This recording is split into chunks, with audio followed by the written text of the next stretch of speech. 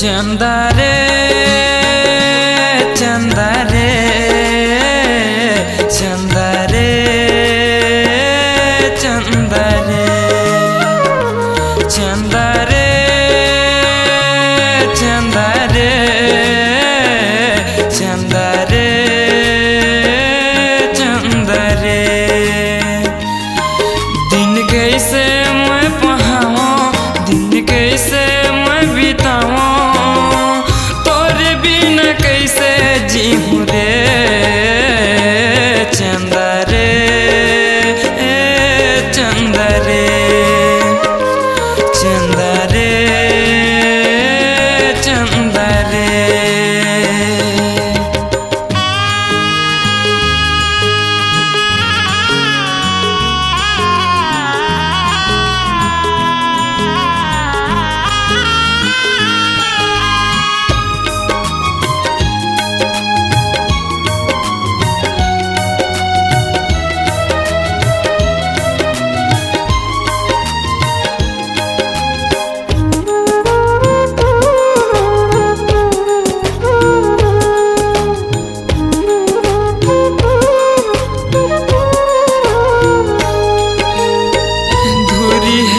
काबर मुला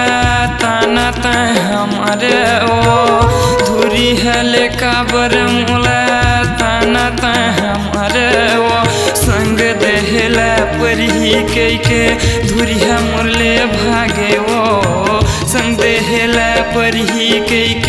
धुरिया मुरले भागे चंदा रे चंदा रे चंदा रे चंदा रे चंदा रे चंदा रे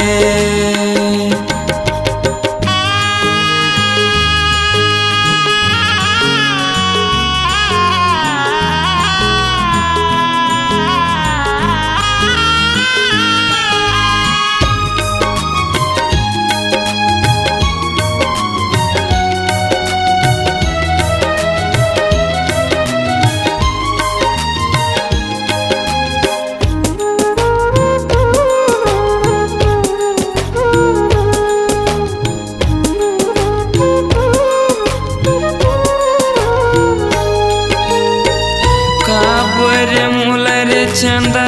संग मारे गाए ओ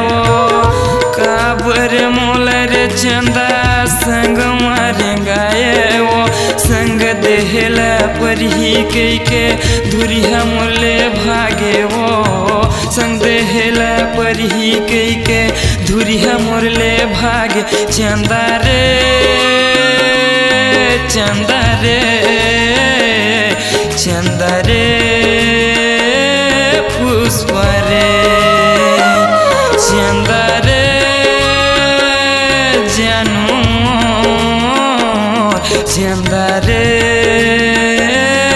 जानू दिन कैसे मैं पहाऊं दिन कैसे मैं बिताऊं तोरे बिना कैसे जीऊं रे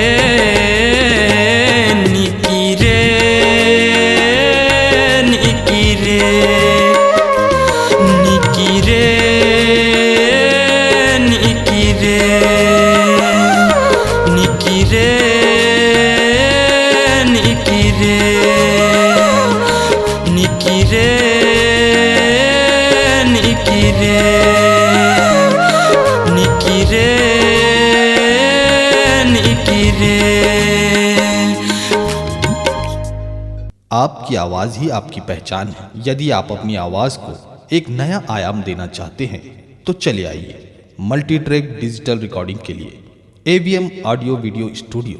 खबतराई रायपुर 9301523929 93296 98047